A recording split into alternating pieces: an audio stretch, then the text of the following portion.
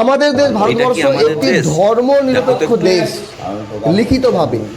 জানি না বর্তমানে ধর্মনিরপেক্ষ আছে কি না। আমি আমার ধর্ম পালন করি গর্বের সাথে। আমার কাছে আমার ধর্ম শ্রেষ্ঠ। আমার ধর্ম পালনে যদি কেউ বাধা দেয় তাহলে আমি প্রতিবাদ করব, প্রতিবাদ করা উচিত প্রত্যেককেই।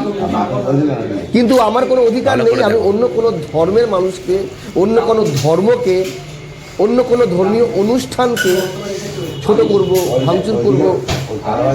এটা হয়তো আমাদের ভারতবর্ষের সংস্কৃতিতে নেই।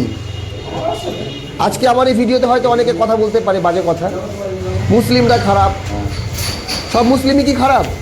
যখন এই প্রশ্ন উঠে আসে তখন বলে না, এপিজে আব্দুল কালাম খুব ভালো মুসলিম। এটা আমাদের দেশ। শুধু কি এপিজে আব্দুল কালাম না, খান স্যার একজন ভালো মুসলিম মানুষ, না হুসেন মানসুরি তিনি একজন ভালো মুসলিম মানুষ। আমাদের পশ্চিমবঙ্গে হ্যাঁ দিল খান একজন ভালো মুসলিম মানুষ।